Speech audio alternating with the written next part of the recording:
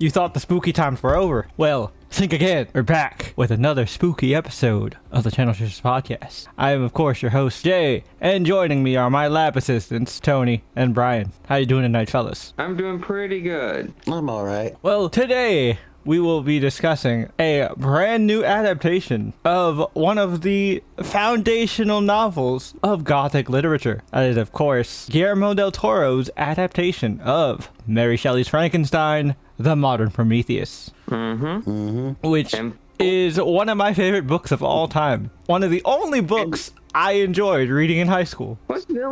I really enjoyed reading through Beowulf. The only things I enjoyed reading in high school were the Iliad, the Odyssey, Frankenstein, and Dracula. Oh, and any of the Shakespeare shit. I'm always a... Yeah. Also, got to read a book called The Transil Saga. Never heard of that. Basically, it's like YA John Carter of Mars, where this kid, this 13-year-old boy, is on a hike by himself, and a mysterious beam transports him to an alien world where he becomes like their savior. Written by Gary Polson. Interesting. It came out in '98. Interesting. But yeah, we'll be talking about Guillermo del Toro's adaptation of Frankenstein, which is like apparently had a short theater run, but is currently available on Netflix. So if you have Netflix, you can watch it up there. So yeah, as per usual though, before we jump into the discussion, we are going to first jump right into the news with Brian. Take it away, Brian. All right, so even before season 2 has come out, we have news about season 3 of live action One Piece. Nice. 2 castings. All right. One is Bon Clay. Nice. A lesser known actor named Cole Escola. Are they trans, out of curiosity? Yeah, non-binary. Oh, they're non-binary. Interesting. Yeah. Is it? I don't know if. See, I've always been kind of confused. I don't know if Bon Clay counts as trans or non-binary or both. Cause like he kind of identifies as both. I say he because like to Mr. 2 and he uses Mr. So I assume he also uses he/him pronouns. But you know, whatever. That's the thing is, cause I did a little research.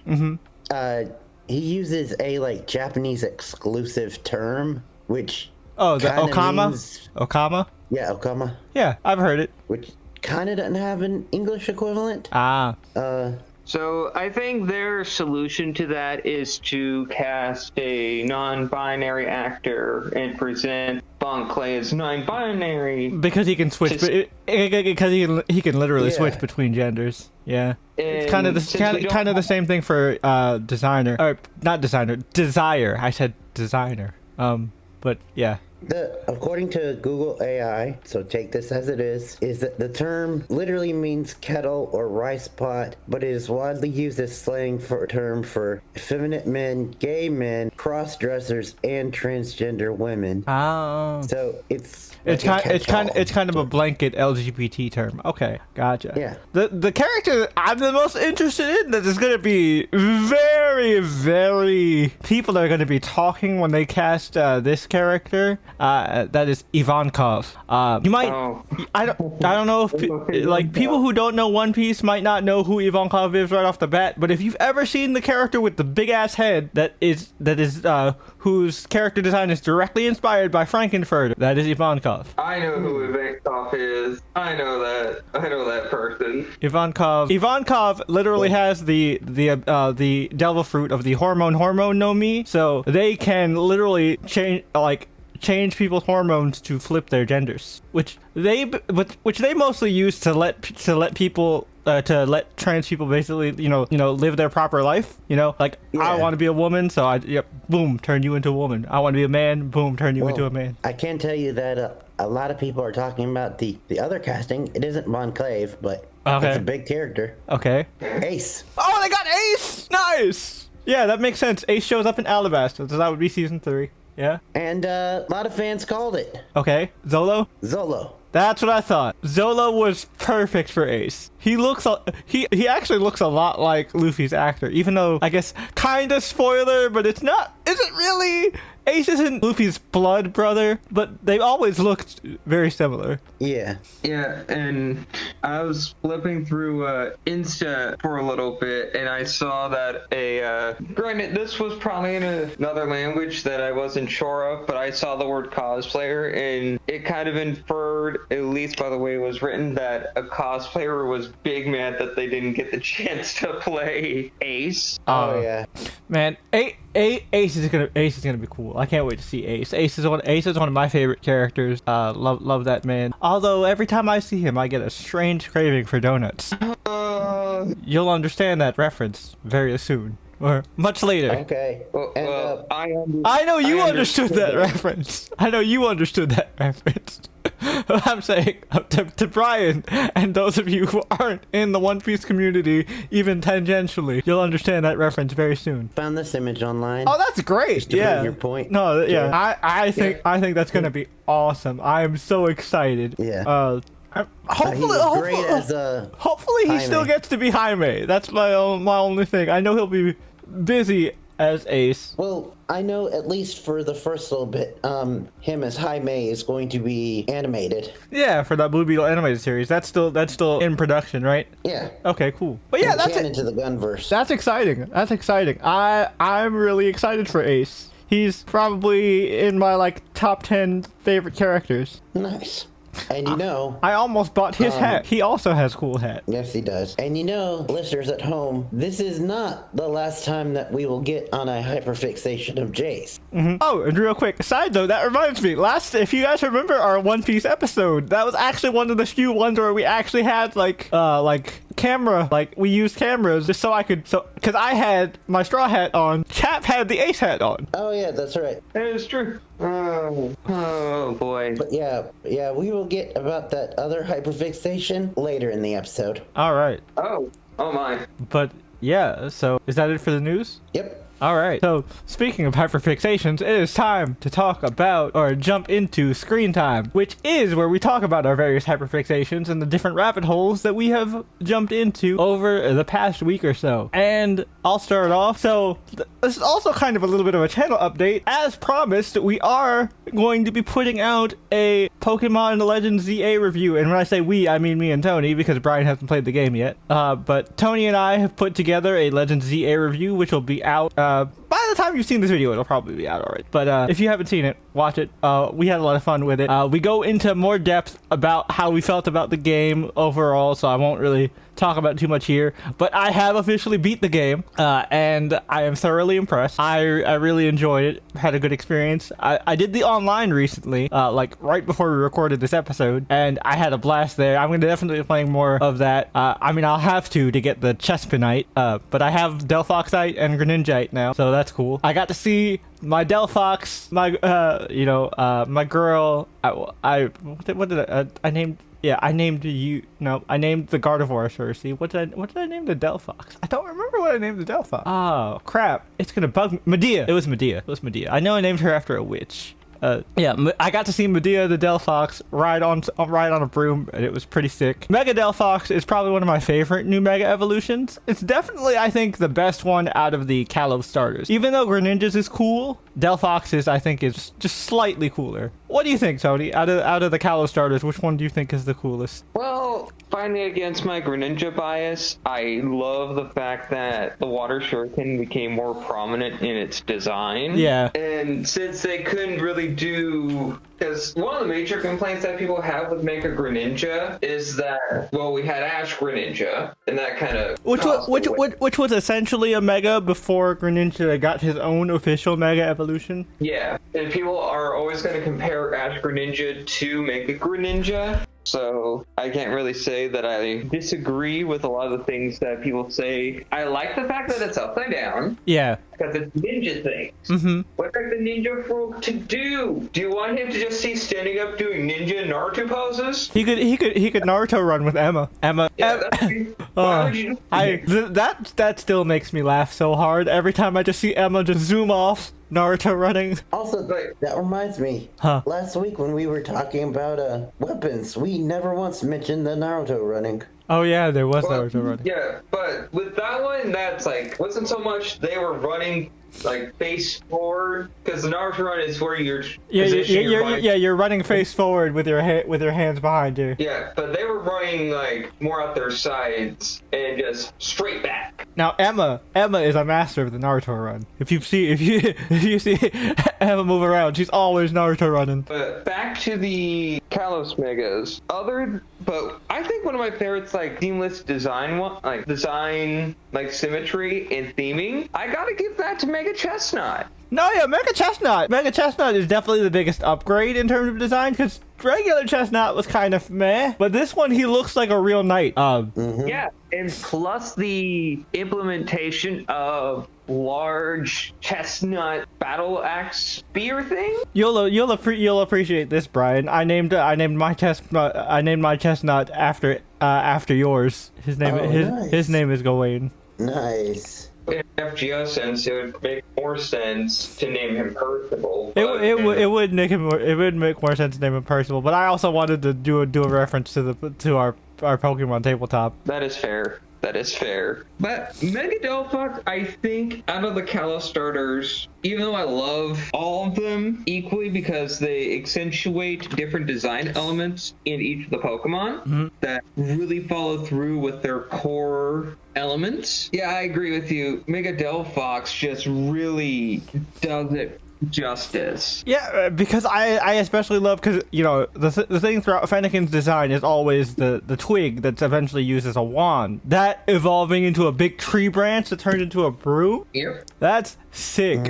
Plus adding more branches that act as other brooms. Genius. Yep. It's just awesome. Other stuff that I got into. I played the most recent episodes of Dispatch that came out a couple days ago as I was recording this podcast. You guys are curious of what I did. I did not tell the team that I was Mecha Man, which saved Flambe from trying to kill me, and he was actually nice because we like talked it out and was like, you don't need to know who I am. We're moving past this. You're not villains anymore, and we're all just friends. It's cool. So I think I made the right decision there. I won't spoil it here, but man, the cliffhanger they put at the end of episode 7, boy, or was it? I think it was episode 7. But the last episode, the cliffhanger at the end, they killed one of my favorite characters. I don't know if he's dead, but I think he's dead. Oh, damn. I'm thinking about actually getting that game for myself. You should. It's fun. I like. Also, if you buy the deluxe version, they give you a prequel comic that basically kind of explains a little bit more of the story between like Robert Blonde, a little bit about Robert's backstory, a little bit about Blonde Blazer's backstory, and a little bit about some of the Z team. It also explains like more about Blonde Blazer's previous relationship with Phenomenon or Phenomeno. Yeah. Yep. Yeah, that was cool. But yeah, that's pretty much everything that I have gotten into recently that I can think of. Oh, I do want to talk about a little bit of music. This year has been a great year for R&B. Leon Thomas once again came out with more music. He has an EP out called Folks, which I thought was awesome. And also there is an EP of remixes to Kehlani's song Folded that's been getting real the song Folded has gotten really popular recently via like TikTok and stuff. And they just put out an EP of a bunch of remixes, but these aren't just any old remixes. These are a who's who of R&B stars. We've got remixes from Brandy, from Tony Braxton, from Tank, from Mario, of Let Me Love You fame, who is super underrated because people only really know him from that song, but Mario is great. One of my favorite underrated R&B singers, JoJo, who absolutely killed it. I love JoJo. And my personal favorite R&B singer of the early to mid 2000s era, who I think is the GOAT, Neo, did a remix to Folded on the EP, and Neo fucking killed it. I love Neo. Neo's the GOAT. Yep. Real? Yep. I need to listen to that shit. I will definitely drop you a link later. Because, fun fact for the folks at home, I love Neo's music. Oh yeah, Neo's the GOAT. One of my favorite artists of all time. Oh yeah, he is. Neo's the GOAT, 100%. And he's also In fact- like one of the greatest songwriters of the modern generation. He's written a lot of the best, like the best pop and R&B songs that you've heard over the past decade or so. That is true. And in fact, one of my favorite songs of all time is a Neo track. Oh, And that's all I'm gonna say. I hold him in high regard. which song is it? Is it Fade into the Background? That is one of my favorites. It's actually in my top 10 favorite songs of all time, but it's Lie to Me. Oh, I like that one. That's the Lie to Me, Lie to Me. Yep, I love that song. That's a good one. That's a good one. Great song. Lyrics, amazing. It's also the music itself, how it just moves. It cuts through the soul. Also, I soon. watched an interview with Neo recently. I did not know this because I don't keep up with celebrities' personal lives for real, unless like it's talked about. Neo is apparently in a polycule. He has 4 girlfriends. Holy god damn. Yeah, good for him, I guess. Yeah.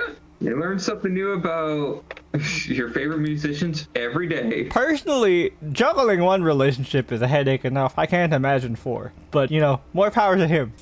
But yeah, that's pretty much it. I wanted to shout out that music. Leon Thomas, again, I hope he cleans up at the Grammys this year because he deserves it. I'm glad Kehlani is finally getting recognition. I've been a fan of Kehlani's for a very long time, since her like toxic relationship with Party Next Door era. So like the fact that Folded is getting a lot of push is great. And the Folded remix EP is amazing. Like I said, they got like R&B royalty up there. Fucking Brandy and Tony Braxton. Like what? Yeah. And then Tank and Neo. And also I love JoJo. I think JoJo's is my favorite. Like so many, and people forget about JoJo, but I hope that JoJo gets more recognition now that she's independent. Because her music is phenomenal. Like she's way more than the pop tracks that she came out with when she first came out. Even though those pop tracks are still bangers. That Little Too Late song still slaps. Yeah. But yeah. So that's it for me. What about you, Brian? All right, so not too much. I did watch a new episode of Make Some Noise. Oh yeah, was that the one with the clip you sent to me with the Kendrick and Drake's couples therapist? Yep. Yeah, and because the thing with this one that was cool was they had Lou, Ross, and Giovanni. Which Lou is one of the Dimension 20 guys, and he's like ride or die for a bit type of guy. Mm-hmm. And then Ross is like Shakespearean trained actor, like is part of I think a Shakespearean comedy troupe. Cool. And so you know those people are like really smart about their comedy and are really good with it. And then you got Giovanni, who's just one of the chaos gremlins of Dropout. Nice. Yeah, I love a chaos gremlin. Yep. And some of the prompts included, like I showed, Kendrick and Drake's couple therapist. Which I thought was hilarious. Yeah. And then one of them was, this porno has some actually solid life lessons. Interesting. I want to know what porn they were watching. And then... Okay, just a question. What was the life lesson? Yeah. It was multiple. Okay. What were the life lessons? Excuse me. Help people when they're stuck? Well, kind of. Because her washing machine was broken down. Okay. And so the repairman came and they talked about washing machine safety and how kids need to stay out of it. Huh. And that also it's healthy for you to like journal and like get out your feelings. What? Yeah. And the last one, which was one of the ones with all 3 of them, was a wedding where the officiant has hooked up with both the bride and groom. Oh shit. Oh, damn. That's awkward. It's mad awkward. That's Yeah, and they start off with, I love how this isn't awkward, and then she like slides in some stuff about like how and I will stay open in my relationship to whatever comes. Oh my shit. way. Oh, the officiant is down to be a third. Yeah. I see. Yeah, and so that was really fun. Also, I started watching an anime. Oh. Oh, I was like, oh shit. It's I forgot his name. I found out about it from, I forgot his name now, but he's that guy that does the, well folks, it's about that time. Oh, classic Man D. Yep. Love that guy. So thanks to him and a recommendation that he did, I started watching an anime called May I Ask for One Final Thing. I watched that too. That's a good one. So, It is so funny. Oh yeah. oh, And absolutely. That shit is hilarious. and she kicks all kinds of ass. So basically, all you need to know about this anime is you have a proper lady who deep down is a thug. a monster. She's a Just wants thug. to beat the shit out of motherfuckers. So to bring it back to Pokemon, think of Leban. Think of Leban from Pokemon Legends VA. But Yeah. LeBlanc became more timid. Homegirl is not timid. Oh yeah, Not no. at all. No, she's thugging it out. Like, Yeah. And she has access to time magic. So basically, in a D&D terms, she's like a monk with haste. Oh god. And in a fate sense, it's basically if Kiritsugu threw out guns for hands. pretty much. But the one thing that's like a drawback of this ability is that if she uses it too much or for too long, she dies. Yep. Which impressive drawback. Well, and I first love she it. just gets exhausted, but then Baby girl just I felt bad for her brother. Like this man yeah, her poor brother. Yeah. fear. Like the stomach ulcers in this man must be He just has constant stress and terror. That poor guy. like man's is, and also like the first prince, this dude is an enabler. Like he Oh yeah. make it his power to just egg her on for whatever reason, just being just a shit. And also just to his like legit power is just say nope, Yep. I'm not a in my prince, house. dude. No. Yep, that was the reference. Rest in peace, Matumbo. But yeah, that's a great anime. Yeah, it is pretty fun. It is pretty fun. It's on Crunchy. I think it's got like 9 episodes. Yeah. Act I've seen like 6. 5. Oh, it's got 6. Yeah, it's like 6. I think I've seen like 4. Oh, Yeah, also, Fragrant no Flowers way. is getting close to that wrap up. Our episode will be coming up soon. Yep, in like a month or so. Yep. But yeah, the episode that I ended on was the one where she punches a literal dragon. Yeah. I mean, when you have a female character that just wants to throw hands, you gotta have her punch a big monster. It's Yeah. it's something you have to do. It is law. It is law. And now they introduced the dude who can't be hurt and is smitten by her. Oh god. He's got kind of a darkness thing going on. Yeah. Like darkness from Konosuba. Yeah, he wants to feel that pain. Gets off on it. My god. Yeah. And the last thing is Dangerous Assassin. It's a book that I read. Okay. It's spelled weirdly because that's his name, the male interest name. Okay. He's an archduke. It takes place in a similar kind of world to May I Ask for One Final Thing. Okay. And what it's about is it's about a female assassin who is charged to take down a archduke. And as things end up going. I hope his name isn't Ferdinand. No, it's his name is Dangerous, and so the book's name is Dangerous Assassin. If you know your history, you know that reference. But yeah, the log line is an assassin falls for an archduke she is set to kill, but killing him might be the only way to save his soul. Oh, interesting. It's described as Beauty and the Beast meets The Witcher in this fantasy romance that is sure to delight fans of Sarah J. Maas, Kristen Kishore, and Lee Bardugo? Bardugo. Yeah. I was like, yep. I'm familiar with all of these authors. Are you familiar with the author Elizabeth Wheatley? I'm not. I've read stuff from Lee Bardugo, Sarah J. Maas, and the other one you mentioned sounded familiar as well. Well, Elizabeth Wheatley is the one who writes this one. She also has a strong internet presence too. But this is the first part of a series. And it's a romance book, but it's a very like spicy, light, slow burn romance. Interesting. Yeah, but it's also got like a magic system for the world and goes interesting details. There's demons, there's sorcerers. Of course. Yeah, it's pretty cool. The ending ends on an interesting note that I didn't see coming at first, and definitely explains why there's a series. Oh, also, just side note, this reminded me of a moment we had in our game the other night, where after we beat up a group of dwarves in a bar fight, the leader of the dwarves approaches my character, and it's like, "Can I talk to you for a second? You seem like the most level-headed of your group." And everybody literally turned and is like, "Really? It's the demon? The demon is the most level-headed?" I'm offended. Yeah. Because for those who don't know, in Draw Steel, I play a devil. So. Their version of a tiefling. Yeah, out of everybody in the group. To be fair, I am the talky one. Like, I am the one who is, who has all the skills to handle negotiation and stuff. So, like, they're not wrong. But in character, everybody was like, "The fuck?"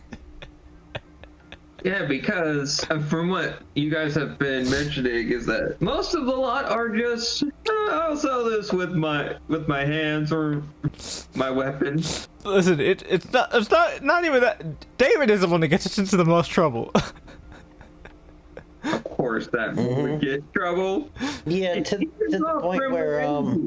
point where he got strike 2 last night. Yeah, he tried. Like, because he had an ongoing bit of getting drunk during the bar fight, and then he was hungover after the fight, and we had returned this item that the dwarves had stolen from this stonemason lady, and the item is like basically a bag of holding. It's called a quantum satchel. Operates very similar to a bag of holding, and David was about to vomit in the bag of holding, and we were like, "Don't do that! That's an infinite dimension. We don't know where that's gonna go." Yeah, and Momo, who runs the game, was like, "This is the second time that you've gone against the party wishes. We've talked about this, so yeah. I feel like that was strike 2. It seems like it. But overall, Draw Steel has been fun. Is that it for you, Brian? Because I did want to introduce a new segment after this, before we transition to Tony. Well, I just want to say that I am going to continue to read the series. Okay. But I thought you guys would be interested to know that I think it's her most recent book out. Okay.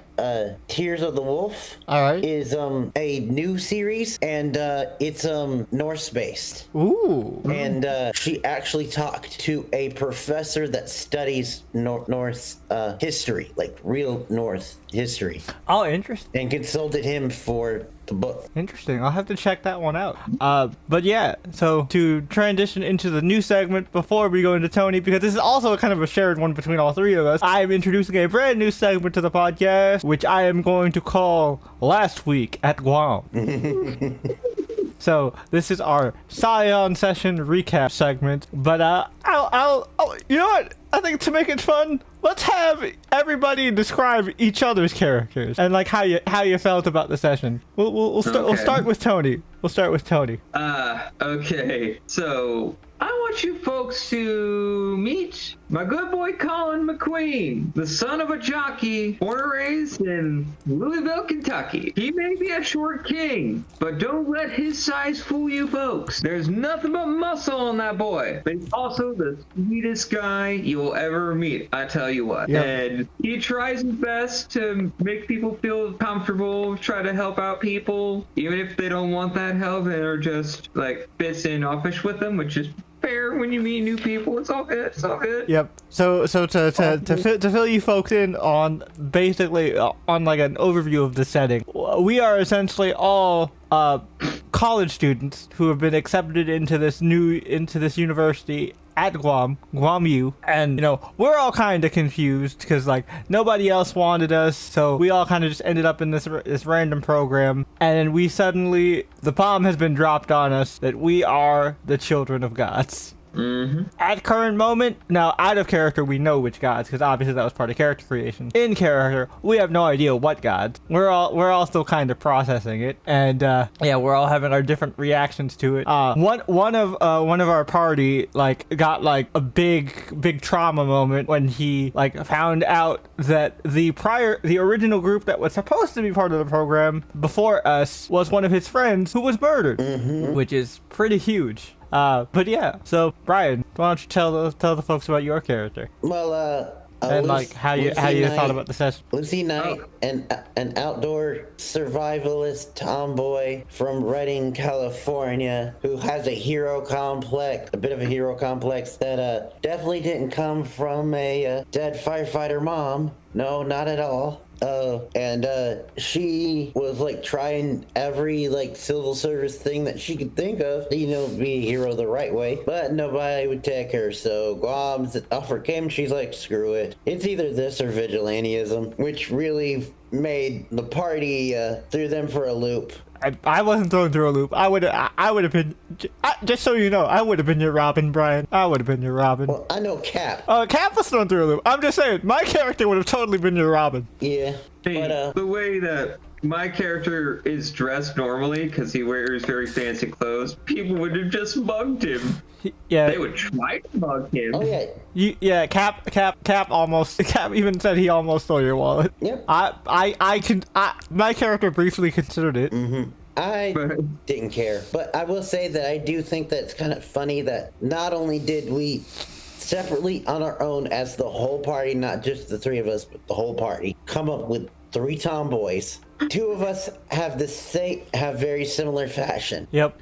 My character and Cap's character. Also, side note, we have the tallest Japanese woman in existence. Yes. A 6'2" Japanese woman. I didn't know those existed.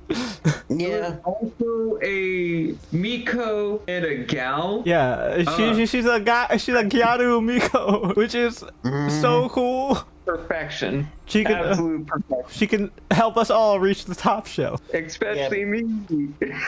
But mostly spent her time getting a lay of the land, finding out that all this weirdness continues beyond just our borders, including various different plant life of different climates that should not exist. And it's just weird and getting used to. Well, my boy was just trying to stay fit. And he also almost stole my plushie. Yeah, because he doesn't do good with scary movies. But yeah, so my character, Dalia Marino, she is the child of an archaeologist mother who didn't really believe in having a babysitter, so she kind of just brought her along to the various expeditions and digs, so she has plenty of experience just kind of running around, tomb raiding and such. And, at first, she was like, this is kind of cool. But then slowly it dawned on her, wait a second. My mom has been prepping me for this my whole life. And she starts to slowly crash out, which kind of is reflected by the amount of cigarettes she's just going through. Just, fuck this. I don't know what's going on. I feel like I've been set up. None of these choices were my own. What is happening? Fate is real? I thought it was just a franchise. But yeah, no, it's really interesting. We're using the 2nd edition of Scion, so it's newer from the first time that Brian and I initially played. But it's fun. It's fun. I like our party makeup so far, and we will continue to recap you on any ongoing shenanigans that happen to us at Guam. And first time playing with the guys in Scion, I actually really enjoyed myself last week. And just being a sweet boy who apparently kicks ass at Mario Kart. Yeah. Yeah. I didn't do so bad either. Dahlia's terrible. She was not having any luck. Yep. Nope. You even got beat by the mysterious other player. Yeah. That's definitely not a ghost. Could be a ghost. Could be one of the KitchenAid that are in the basement. Could be. And I was able to just beat them too. Yep. Because they had me, but then I also got my kit back. Yep. Yeah. But yeah, so now that we've done our last week in Guam, back to you, Tony. Okay. Other than the shared anime that I watched with the guys here. I'm like a very weird rabbit hole because I'm a bit of a drama llama and I'm nosy as fuck. So I want to figure out. Now I'm curious because I also enjoy this type of stuff. Where have you been going? All right, so I sometimes watch a YouTuber known as Brooke Sharks every once in a while, and she did an entire video on just like the worst type of moms ever, and they're like talk about different kinds of like toxic moms, you know, your classic boy moms. Basically, the whole thesis of her video is moms that just hate their daughters for whatever reason. Be they boy moms, just terrified of who they were in the past and thinking that their daughter is going to be the exact same thing at that age. And then at the last bit, estranged moms from their daughters that cut contact with them and them. Jesus, that led me down to like this weird rabbit hole of like estranged parents, and some of these people are like delulu as fuck. Like these folks, a lot of them are not taking accountability, and a couple of these types of parents wrote books from their perspective, and they're like, especially this one lady called Doormat Mom is fighting for the, like, from her perspective, she's like, I was the best mom, I could do no wrong. This was a awful person to her daughter that basically cut contact with her. Oh man. And this woman, she was even on panels with Dr. Phil, so you know we're dealing with that type of individual. So in her book, she basically said, oh no, that was a different woman entirely. Like there's this other person who put their doctorate in a different field just right there in front of her book. Which is like, ma'am, your degree's on psychology. Why'd you want to put your doctorate out there? Man, this is a Wendy's. We don't do that here. Yeah, right? And the whole thesis, because these two women are very similar in their mindset, they believe that their kids that they're estranged from are misremembering the past. They are misusing therapy speak, and that the simplest things from their child's perspective, like having healthy boundaries, just talking about the things that hurt them in the past, you know, that whole exploration where you're just being honest with your parents. And types of folks, they don't take it well. It hurts their ego, it hurts their pride. Yeah, that is the thing with some parents, is that they don't want to take accountability for fucking their kids up. Yep. And just learning about these types of people, I'm like, now granted, this is a very different sort of situation compared to what these folks have gone through, like the reason, like their relationship dynamics with their own children and why they're estranged and all that stuff. My dynamic with my divorced parents is different. I'm not estranged from them. I'm just someone who doesn't communicate a lot because I just do my own thing. And my family knows that I'm doing all right unless I let them know that, like, hey, I would like to spend time with you. I just don't. I may point out the fact that my relationship with my mom and my dad are different. I could still love them. And as long as I'm honest with them, they don't cry about it. At this point, good Lord, I love you, Mom, but when I always be honest with you, you cry, Jesus. Because you think I'm saying it one way. It's a mess. That's all I'm going to say. It's all a mess. I love you, Mom. I know you don't watch the podcast, but I'm just putting it out there. I love you, Mom, but my God. But yeah, that's pretty much it. All right. Because I find this kind of, and this was like 2 separate videos about estranged parents from this one psychologist. I think her name is Dr. Anna, who reviewed the books written by these 2 particular women. And you want to know what the title of one of these books is, Jay? What's that? Fuck them kids. That's funny. It is a funny title. It's a funny title, but I'm like, God damn. That's a good title, but dang, that's still fucked. Yeah, I can tell you, in a similar, like, vein to what you're talking about, I always like it when you have Reddit stories where you get multiple perspectives, like you don't just get the one person's story. Like the person being talked about in the story finds the story and they're like, hey, so here's what actually happened. I love that shit where there's a follow-up thread. Yeah. Yeah. Like there was one involving twins and a switch where the woman was like setting herself out to be a martyr, and then the twin sister found the post to her daughter and was like, "No, my mother's playing all of you. She does this. She over dramatizes everything, makes herself the victim." It's like, damn. Huh. Yeah. Oh. Also, real quick, I just want to share like a fun story, just because I got a chuckle out of it. So me and Tony did our trades, a few trades right before the podcast, and I was like, oh, I need to evolve this Pokemon for trade, and I realized I was like, oh, I can give this one a funny name, and I got a good laugh out of Tony from this trade. Tony, tell the people the Mon and the name of the Mon. So we have the cotton candy dog Slurpuff, and it's a male one. And this genius comedian named this thing Puff Daddy. And I looked at this man across the internet, and I'm like, you cheeky motherfucker. Don't worry, folks. Just like the real one, Puff Daddy staying in jail. Yeah. Although the funniest one will always be Pig Diddy. Oh, Pig Diddy is still my favorite. Pig Diddy is still my favorite.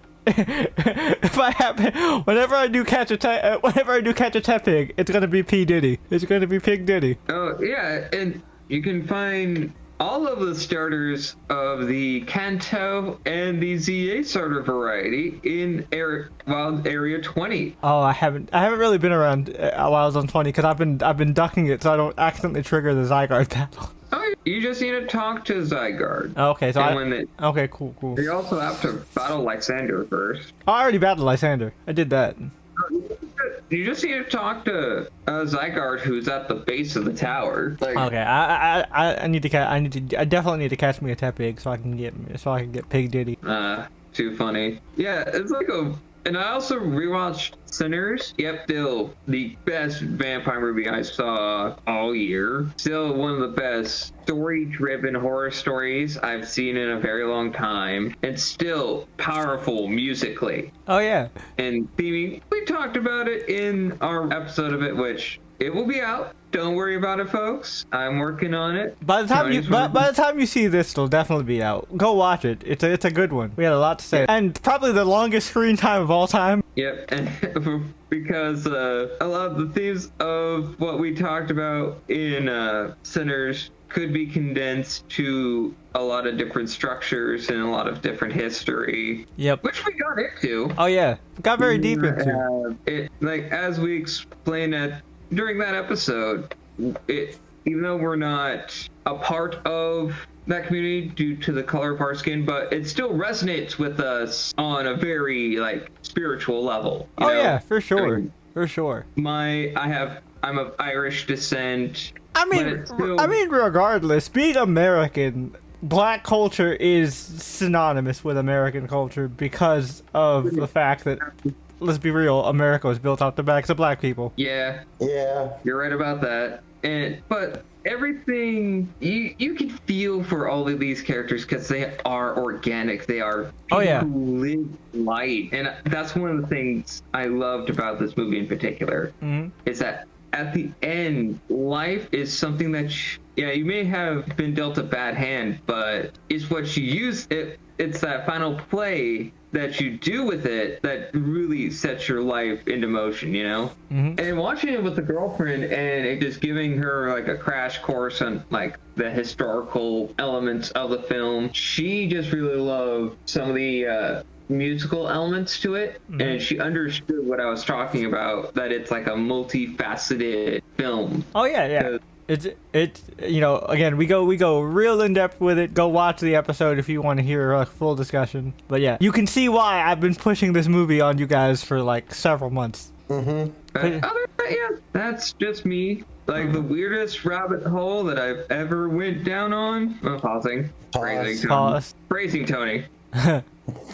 Anywho, the way I would word that is I've traveled down. Yeah, other than that, he's not talking about a low punny, folks. That's not the rabbit hole he was referring to. Yeah, no, because I never in my life would be like, out of pure curiosity, I would never think that I would learn about just how like toxic. Well, of course I would know how toxic most people can be, but good lord, you're a parent Why would you think like this? But alright, moving on now, we can jump into Trailer Talk. Trailer Talk is the segment of the podcast where our good friend Brian has gathered together 6, count them 6, brand new trailers, at least as of the recording of this podcast, and he has provided a link to that playlist down below in the description. So you, the intrepid listener, it is your job to pause this video, and then be sure to hit that like button, subscribe if you haven't already, turn on the notifications, hype the video, do all the usual YouTube things, and then, once you unpause this video, thanks to the magic of editing, we shall be back with our fresh thoughts on these trailers, and we'll tell you what we thought about them. But until then, please enjoy this word from our non-existent sponsors. And we're back. Alright, really solid group of trailers here. Good stuff all around. We got some action, we got some mess. We got some actiony mess. And drama. Yep. So first things first, talk about the Percy Jackson trailer. That shit looks intense. I'm excited as fuck for season 2. Same. Athena looks really cool. It looks like a fun ride. I'm excited. Yep. Yeah, no, like, you know, no other big revelations here. I mean, season 1 blew me away as a fan. So, like, I'm super hyped for season 2, especially since I finally got around to reading the second book. So wait a minute. Did you ever watch the Sea of Monsters movie? No, I saw the Sea of Monsters movie. Then what did you think was going on? I know the plot of Sea of Monsters, right? Like, I know the plot because they recap the plot in the next book. Okay. Yeah, like, that's the thing about the Percy Jackson books. They always like, oh, do you remember what happened last summer? And they say the thing in like so I know the broad strokes of what happened. So like, does that mean that you thought they made a whole movie about the recap, or did you discover it when you No. I knew it was the second book. By the time I had read it, I'm like, oh, nothing really happened in this. Like when I read the third book and I heard the recap, I was like, oh, nothing really happened in it. So I never got around to reading the second book. And to be fair, the second book is the one where like the least happens in it. Like a couple small developments, and like it's more of a setup. It's more setup for the prophecy than actual big action. The big stuff happens in the third book onwards. Unless you're the movie where they accelerate it from 4 or 5 different books. Yeah, no, because they knew they weren't going to get the next one, so they fucking accelerated everything. But yeah. Now, to be fair, now that I've read the second book, like, it's good, but I still think you can. I am proof that you can skip the second one and still be fine. But yeah, still really enjoyed it. Tyson looks cool. I like getting a better look at Tyson. Yep, indeed. Also, can't wait for that. Also, I'm excited to see the whole sequence with the Gray Lady's taxi. Yep. Those ladies looked unhinged. I mean, the Fates are always unhinged. Yeah. And they got great actresses to play them. I know one of them is Maple Pines. Yep. Yeah, Kristen Wiig. No. Kristen Shaw. I know it's Kristen something. Kristen Shaw. Kristen Wiig is she was in Despicable Me, and she was Lola Bunny in the Looney Tunes show. Yeah. Kristen Shaw is the one that does Louise and Bob's Burgers. Yep. You gotta remember, Brian, Gravity Falls was 10 years ago. Some people might not know who Maple Pines is. You might have just watched Gravity Falls, but some kids out there are like, who the hell is Maple Pines? Well, it's just also not only that, but I've seen a lot of like resurgence online of people watching it for the first time, and yeah. Like there are people talking online about Gravity Falls. Oh yeah, I mean, people will always be talking about Gravity Falls because there are a lot of people that just skipped over it. But yeah. Anyways, so there's that. The next one, The Abandoned, is that what it was called? The cowboy one? Well, we can talk about that one next. Wasn't that the second one that we watched? Wasn't that the second trailer? No, the second one was Stranger Things. Oh, right. Stranger Things, Memories of 85. No, Tales of 85. Tales of 85. It's a Stranger Things animated series that takes place between seasons 2 and 3. Yep. So, like, it's like it's before the Eddie season, but after the after the season where they actually have Will as part of the party for the first time. And I think it's cool because you can do a lot more with animation. And I mean, like, the Duffer Brothers were big on practical effects, so I'm sure that was a lot more expensive. But they could do a lot more shit in an animated series. And Brian mentioned it off camera, but they got actual kids to voice the Stranger Things kids, so they don't have these grown-ass adults trying to voice their younger selves. Yep. So that's cool. And it's a good way to to stay in the world, but also explore adventures, because it'll also help because with the big gaps between the releases of the seasons, there's still a lot of adventures you could still talk about. Yeah. And also, we have found out through what game was it? I forgot what game it was, but there was a game recently that came out that did a Stranger Things expansion where you found out about a rift to the Upside Down that happened in Japan. Yeah. I don't remember what game that was. I know what you're talking about, but I can't remember it either. But yeah, so they had that. They had this. Also, they've got the other spinoff that's in the works. Also, in Stranger Things related stuff, the Stranger Things actually had a tie-in comic where they cross over with the Ninja Turtles. Weird. Not that weird. 80s properties. Yeah. True. And please be specifically the 80s Turtles. It was specifically the 80s Turtles. Hell yeah. Those goofy goobers. Yep, yeah, it was fun. Michelangelo and Dustin were buddies. Makes perfect sense. Nice. Hell yeah. Nice. But And yeah, now onto some Western shit. yeah. So the Abandoned. This looks awesome. This looks like a Taylor Sheridan show. It has the DNA of that type of stuff. Jay and I clocked it a mile a minute, like, no, Not again. no. Nope. That's like you're devious for this shit. But this one stars fucking Lena Headey, aka Cersei Yeah. Lannister, as like the lead cowgirl lady in charge. Of like her own little Western town. ranch. Yep. And then And, you have this boss bitch that wants to take her land. Who's played by Gillian Anderson, aka Scully from the X-Files. Yeah, that's And, crazy. by the way, this show was not created by Taylor Sheridan. It was created by a different well-known showrunner, Okay. Kurt Sutter. Okay, the name does not sound familiar. What has he done? The Shield, Sons of Anarchy. Oh shit! Oh, yep. Oh, God. That explains why shit looks so intense. Yep. Now, apparently he had to step away because of creative decisions, and so somebody else show ran it, but he created it. Interesting. I wonder what those creative decisions were. Still, it looks really cool. It's also got Havoc in it, live action Havoc. Oh, for First Class, that is right. He did look familiar. You know who I want to see in this? Get Timothy Olyphant. Oh yeah. That man is just born to play a cowboy or some kind of outlaw. Hell, get him to play Billy the Kid when we still can. Do it. That's fair. And, Howard. but yeah, this looks intense and good. Yeah. Yep. I'm definitely interested in it. That's definitely going to be on the radar to check out. Yep. Time We permitting. got actually a trilogy of intense Yeah. this week, because then we got a 100 Nights of Hero. Yeah, which is definitely God.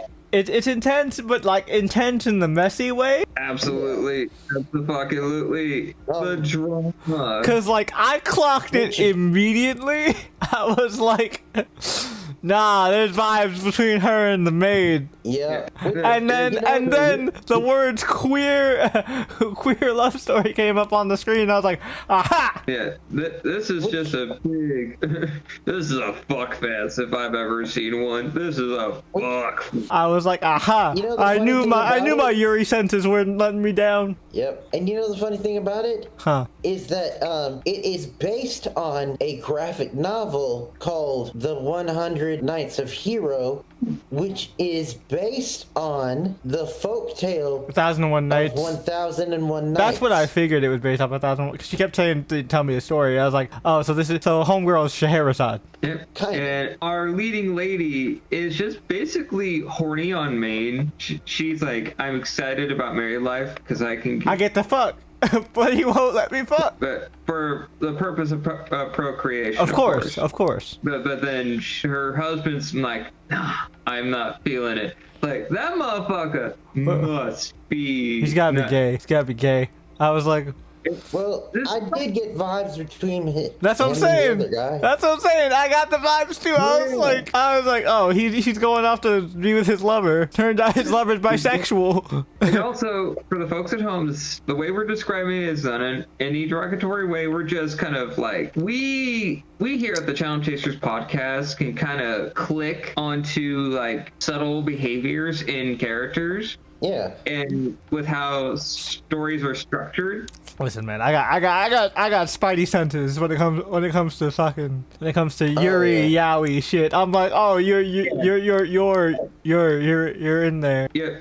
Yep. I'm just saying, letting the folks at home know we have a set of skills that let us know, like, oh, you guys are onto something, aren't you? You guys are doing this with Guillermo. Okay. Also, the maid is totally set up to, like, she's very handsome. I'm just like, oh yeah, this is classic Yuri. You got the more masculine coded woman, and like the femme presenting, the femme presenting submissive one. Yeah. There's I forget the order of the Japanese. It's like uke, and I don't remember which way to go. Which one's the top and bottom? But there's a particular term for it in Yuri and Yaoi.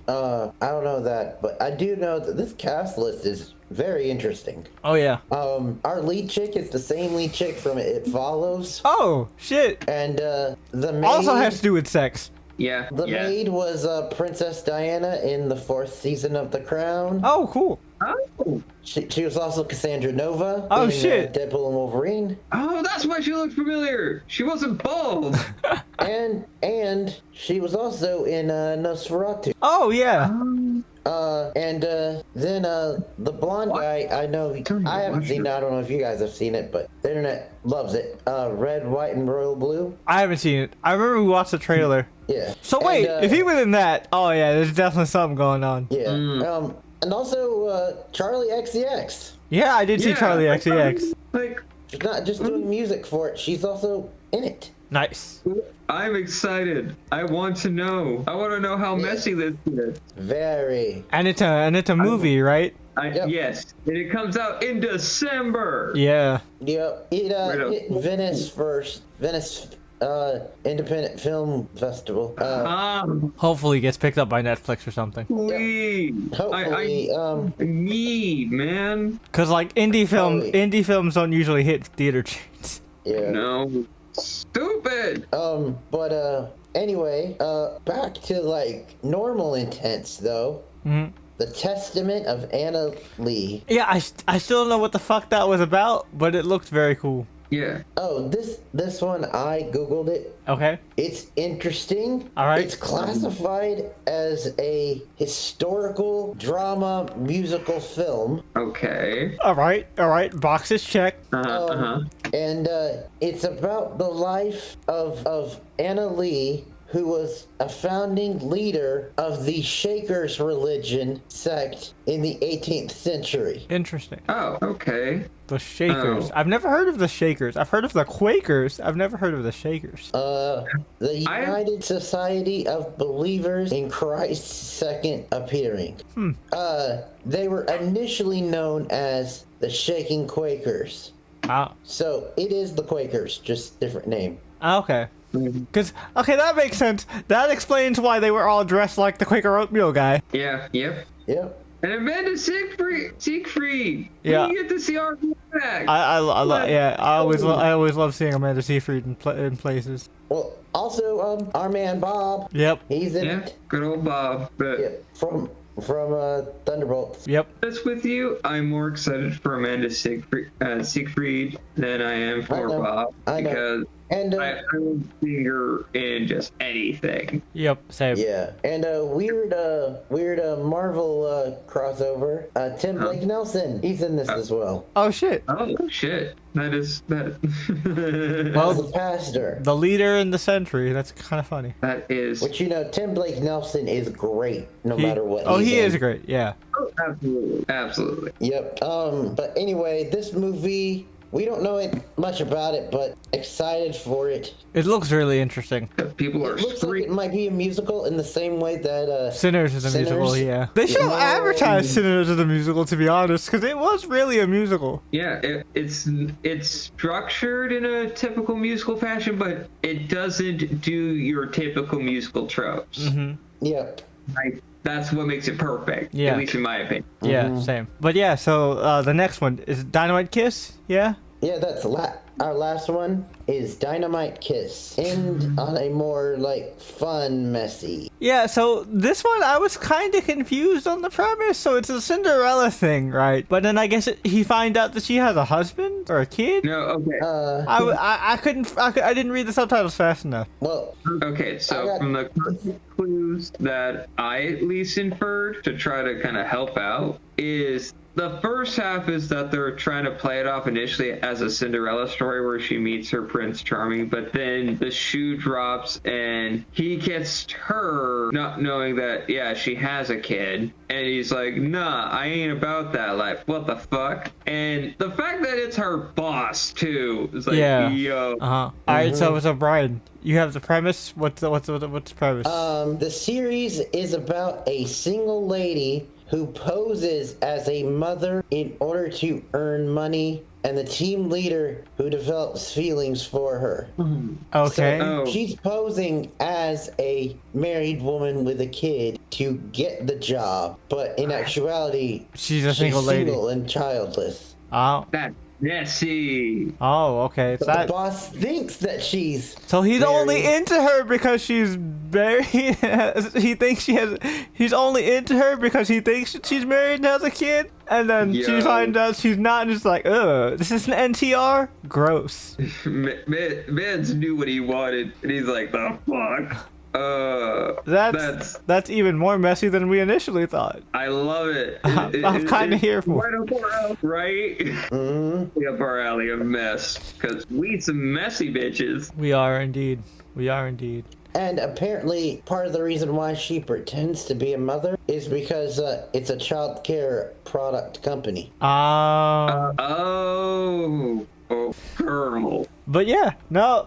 Overall, pretty solid group of trailers. But yeah, let's go ahead and now jump into the main discussion of Guillermo del Toro's Frankenstein. Okay.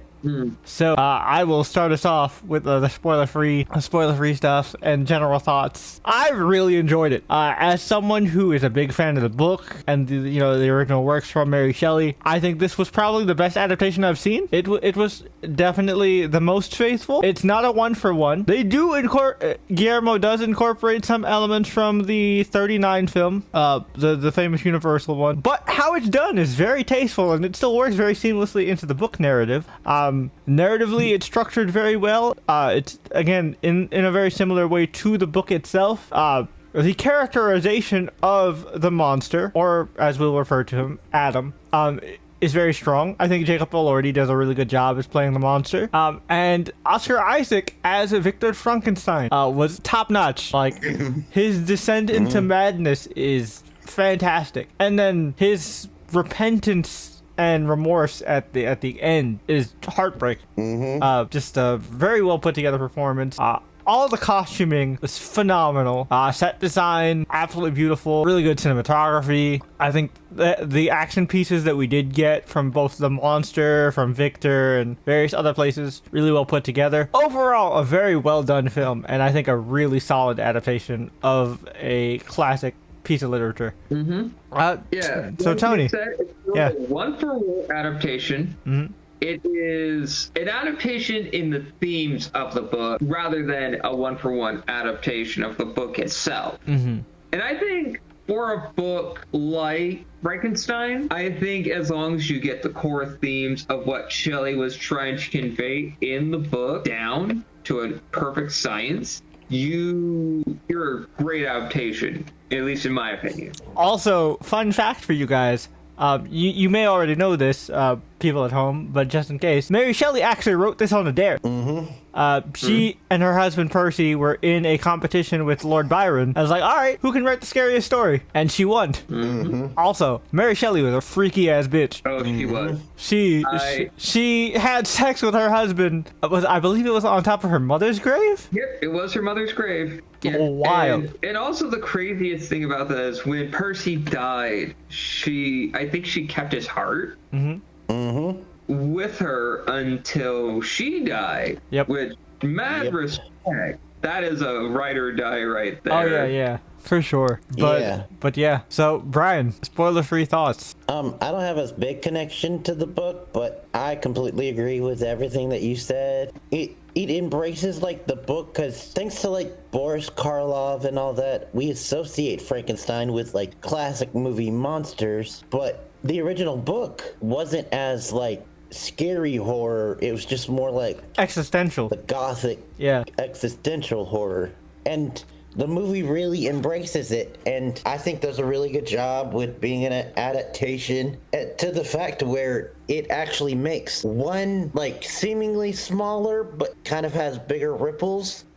change towards the I will say kind of in the third act that really caught these two super fans off guard. Oh yeah, the ending especially. Yeah, the ending was where the ending definitely like is a surprise if you've read the because they go a completely different direction. And it really surprised these guys, but in a good way. Oh yeah. Yeah, it like I said, it follows through with the theming and the thesis of what Mary Shelley wanted to convey in the original novel. That it is. Well, we'll get more into it in the spoiler section, but what I'm going to say to preface it, Shelley wrote this as a critique of science that was happening at the time. And playing God. Yeah, and the fact that her focus character in Victor is this very future forward driven man that doesn't take heed to the consequences that he puts onto the world, learns a lesson at the end. And as long as the lesson still lands from the initial thesis of the book, it shouldn't matter how it ends ultimately. Yeah, because like my opinion. In the movie, I will say without spoiling, it's not as directly framed as a cautionary tale as the book is. The movie has quote unquote a happier ending. Yeah. But I think the way it's done still fits the spirit very much like Tony said. Yeah, and also I just want to point out. Sorry. It's okay. Go ahead. I want to point out real quick before I finish my thing that not just Oscar Isaac and Jacob Elordi, which they both did brilliant, but everyone in the cast, like even down to Charles Dance as yet again another horrible father. Yep. Yeah. And also Mia Goth. Mia Goth was great as well. Mia Goth as Guillermo del Toro's version of Elizabeth, if you catch my drift. Wink, wink, nudge, nudge. Yep. Yeah. And then also, great little surprise with a lesser used book character. And I think we here at the Challenge Chasers podcast, we could always trust that Guillermo always delivers with a great horror story. Oh yeah. And with this being one of the most famous and recognizable gothic horrors that has been adapted in so many different ways, to the point where other authors from across the globe have adapted the story. The biggest example of this is Junji Ito with his manga adaptation of Frankenstein. And I think that this adaptation is going to be in the higher echelon of the best adaptations of this story for film. Oh yeah, and I mean Guillermo del Toro has talked about the fact that like this is one of his favorite books of all time, and you could tell a lot of love and care was put into this. You know. Oh, absolutely. To where it stayed faithful to a lot, but still was able to tell its own story. But yeah, now let's go ahead and just dive into the spoiler section. This movie definitely gets the Channel Chaser seal of approval. I mean, naturally, we only really talk about movies on here that we enjoyed. If we didn't like it, we wouldn't really do a whole episode dedicated to it. But or it's something that we thought was interesting and it turned out to just piss us off. Looking at you, White Lotus. Yep. Season 3. Yep.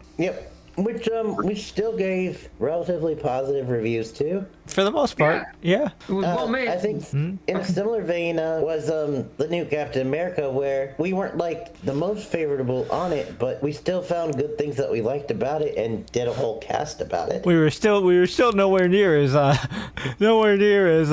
negative on it as our buddy Trash. Yep. Yeah. Which I mean, no shots Trash. You know, we respect difference in opinion. I'm just saying that it's kind of funny. We were like on the opposite ends of the spectrum. Yeah, I think he gave like it was like a 3. He gave it like a 3. Yeah, lowest score in Channel Chaser history. Yep. I believe. Yep.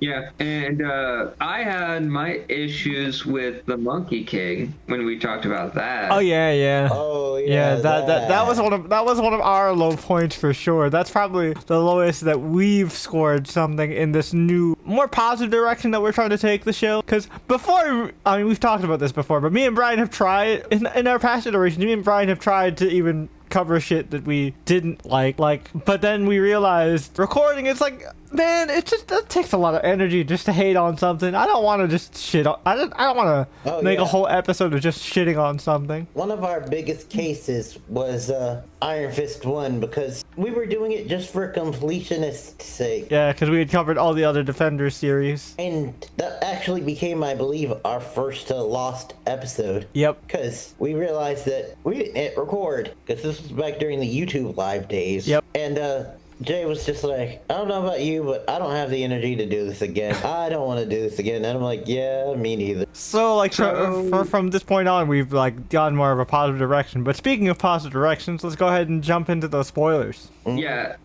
One of the things that, just to start off, I want to point out in at least this adaptation, Victor keeps his little baby scarf. He does keep his little ascot, his little Fred Jones Scooby-Doo ascot. Yeah, I find it fascinating that they combine Victor's college best friend with his little brother, which I think Guillermo made a great choice with that, combining the personality and just overall age similarity with his best friend, but giving it to his brother is just a fascinating. It also makes the cast tighter. Now, like one thing that they did change is, like, you know, the monster doesn't systematically go and kill everybody connected to Victor. Yeah. Like, it kind of all happens in one fell swoop, which I think, again, cleaner for the film. And also, it's not the monster actively trying to murder. It's Victor getting in his own way.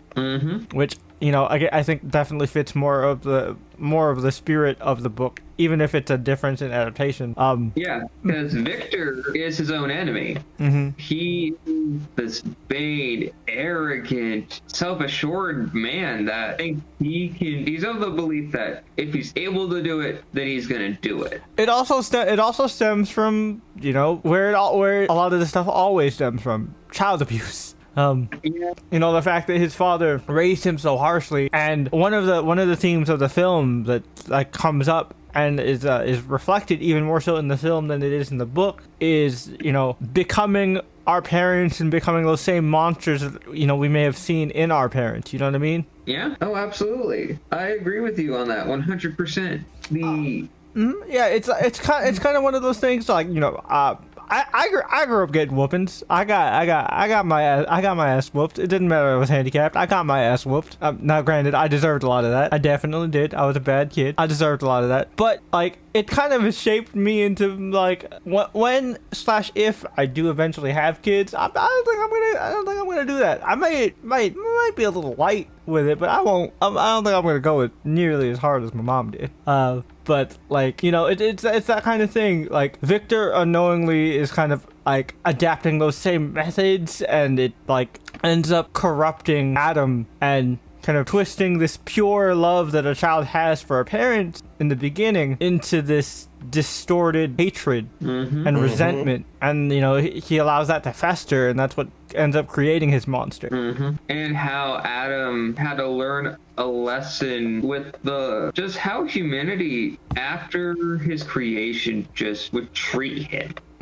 Just a cycle of violence and abuse, first perpetrated by Victor, then by the hunters, but Adam then getting the respite with blind old man, which I and thought, having, which was so sweet. Like him not only getting to learn and develop his own intelligence, but like getting to have a friend and like a meaningful relationship. And the fact that they included the old man, but also added the little girl, which is a nod to the movie. The 39 film. Yep. Which that is a perfect touch, Guillermo. That is just a wink and a nod. Perfect. Yep. That is how you make a subtle reference to older classics in both the literary work and in the cinema, which also is a major factor in telling this narrative as well. And I mean, and the anguish that Adam feels upon the death of the old man, like that shit was palpable. Yeah. Oh, it was. Oh, yeah. And the fact that we had the actor who played Walter fucking Frey play this old blind man and making you feel for him is a tour de force. Yeah. At least to me. Yeah, because I'm so used to this guy being such a fucking dick. He played not only Walter Frey, but he played Mr. Filch in the Harry Potter series, who is like the absolute fucking worst. Yep. I will say that in Doctor Who, he plays the recasted first Doctor, and that has more of like the like curmudgeony grandfather, but like the caring kind, as opposed to the Walter Frey curmudgeony asshole. Yep. Or your typical just angry old man. Yep. Walter Frey. But this role, also, I gotta give it to the little girl. She might be gaslighting that blind man. Right? Like, how does he know what those flashcards say? Like, that man blind as fuck. Little girl, he's playing. I mean, she was correct, but like, she could have just straight up lied to him and he'd be like, okay, cool. Because, like, those flashcards aren't in Braille. Now, granted, he could see before, and he talked about how his sight failed him, so maybe he already knows the cards that were made, so he knows which ones he's holding up. But at the same time, it's still not entirely true, because it's not like those cards are Braille. So, like... Yeah, or since he was, like, the most intelligent of that family, since he was the most well-read, maybe he memorized those cards just by feeling? Yeah, and he could tell just by the feeling of the cards? Yeah, maybe. Well, we'll give it to him. We'll give it to him. Yeah, I mean, his little family weren't the sharpest tools in the shed, all things considered. And at least he was trying to teach his granddaughter, like, hey, make sure you have enough brains in your head there, Missy. Yep, don't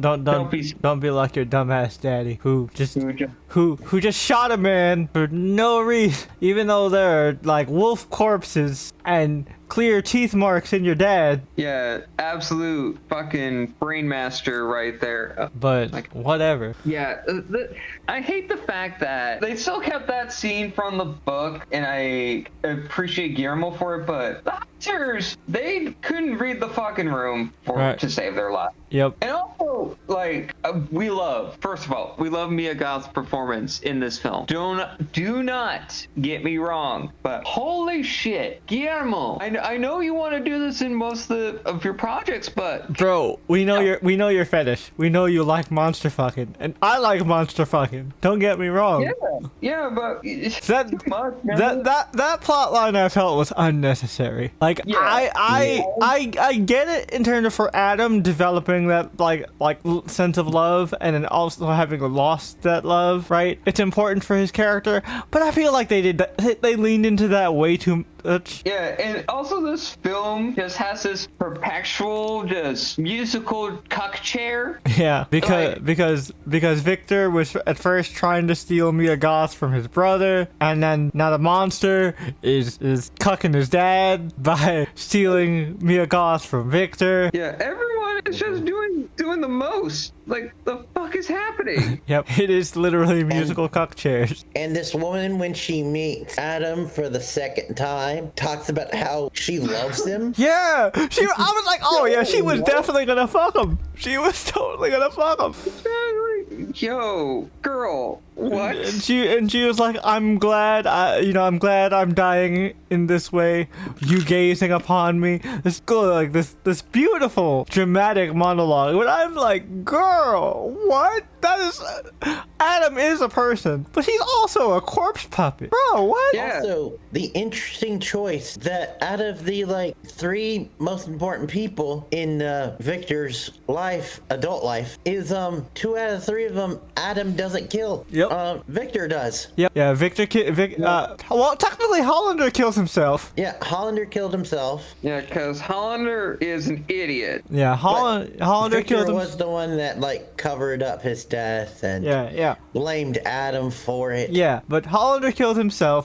So the monster did technically kill Billy William. Yep. Yeah, because he tossed that man. Yeah, he did. He yeeted him, and he cracked his head open. So the monster did kill Billy. Rip Billy. Rip Billy. And then Victor killed Elizabeth. Because Victor had to shoot the monster because machismo, I guess. Like he didn't want to be in the cuck chair, so he fucking levied the pistol, and he told. It's weird. He yells at Elizabeth to move out of the way, and still shoots before she moves. Like stupid. Like, come on! Oh, You my can't just God. yell for her to move out of the way and then just shoot. Wait for her to move. Now she wasn't gonna move, but like if you're gonna do that, wait for her to move before you shoot. Yep. Yeah, the weaponry of the 1800s are not like the weaponry of today. Like, you have no time whatsoever to like change the shot trajectory or not pull the trigger. All this crazy shit. Oh my God, you did that to yourself, you fucking moron. But positive. I know, folks. We're sounding like we're being like harsh and negative. We're just talking about like minor nitpicks in the grand scheme. Yeah, of things. and honestly, we're more shitting on Victor as a character than the movie itself. Victor was a bit of a dumbass for a smart man. Victor's just the worst kind of person in the original novel, in every adaptation. When they try to make him likable and for whatever reason sexy in the Kenneth Branagh version, like that man was doing experiments shirtless. Yep. For no reason, just because Kenneth Branagh won.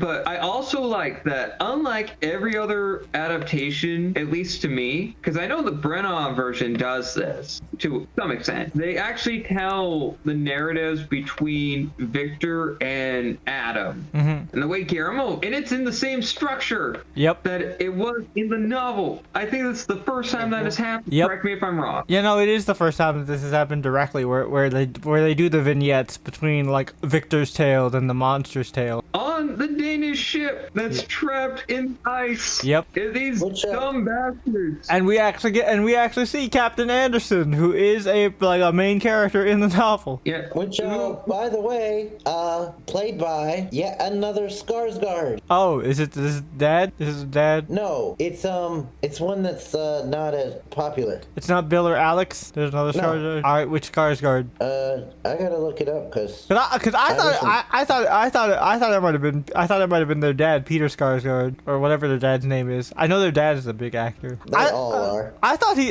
he kind of looked like Davos, but I was like, no, that's not Davos. Yeah, Davos was in a different. Yeah, he was in the Dracula one, where that focused on the ship. Oh, I'm sorry. He wasn't a Skarsgård. He was a Mikkelsen. Oh, cool. Oh, okay. Lars Mikkelsen. Oh, okay. Is he Mad's brother? Yep. He's also the one that plays Thrawn. Oh, cool. Oh, cool. But anyway, he did a great job. As Captain Anderson, and just like his reactions to the story were great. Yeah. And also him just hearing the whole thing is like, no, calm down, let the man leave. He's cool. Yeah, and earlier in the film where he's like, "How dare you question me?" Yep. And the funniest thing to me, because I'm reminded of the way the original structure of the novel was, is Captain Anderson is writing a letter to his sister recounting the events of this night. So he's not only writing Victor's flashback, but also Adam's flashback, all to his sister. Yep. And she's probably like, what the fuck is this? That's what I'm saying. Thing. But man, let's talk about the monster. Jacob Elordi, dude. The stuff that he was able to do, the physical acting as the monster, so good. fun. Oh, talent. And just the action he was able to pull off, just like ripping those wolves apart, tossing people, pulling that ship out of the ice. Doing some real Hulk shit. Yeah, no, it was some real Hulk shit. Just like the emotion in his primal screams. And just the delivery in his voice in general. Like, this is gonna sound weird, but follow me on this one. It reminded, like, the early instances of the monster kind of reminded me of a Pokemon, but follow me on this. Because, like, you know, all the monster could say was Victor. But, like, the way he said Victor, like, it shifted as time went on.